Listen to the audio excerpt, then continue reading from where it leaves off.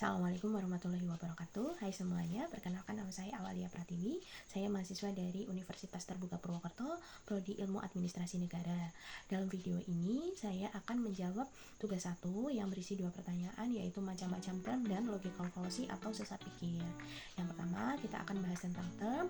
Untuk term adalah ungkapan pengertian dalam bentuk kata atau istilah, baik berupa kata-kata buatan maupun kata-kata biasa dalam bahasa sehari-hari. Term merupakan konsep yang memiliki banyak macam dan pembagiannya.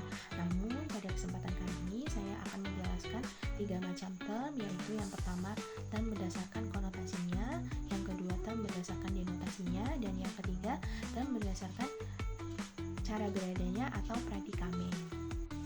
Yang pertama, pembagian term menurut konotasinya.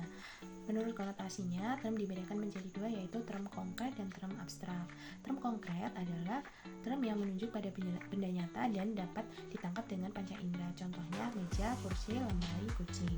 Yang kedua, term abstrak merupakan term yang tidak dapat dilihat langsung secara fisik, misalnya keadilan, kejujuran, dan kesetiaan.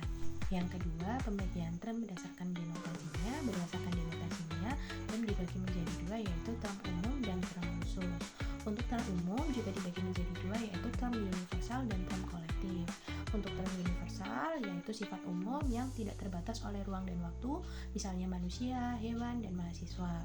Untuk kolektif yaitu sifat umum yang menunjuk pada suatu kelompok tertentu sebagai kesatuan, misalnya rakyat Indonesia. Untuk term khusus dibagi juga menjadi 2, yaitu term partikular dan term singular.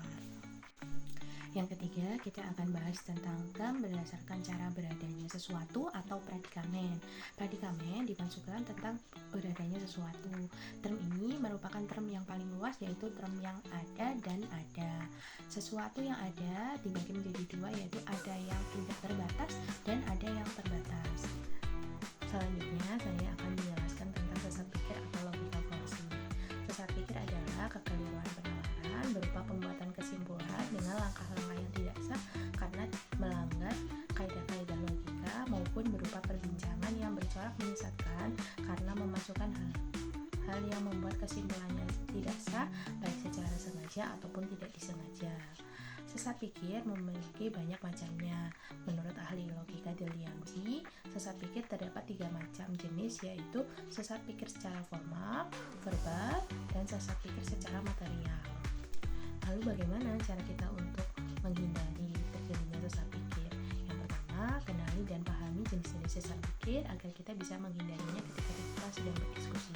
Yang kedua, biasakan berpikir secara logika dan berdasarkan data.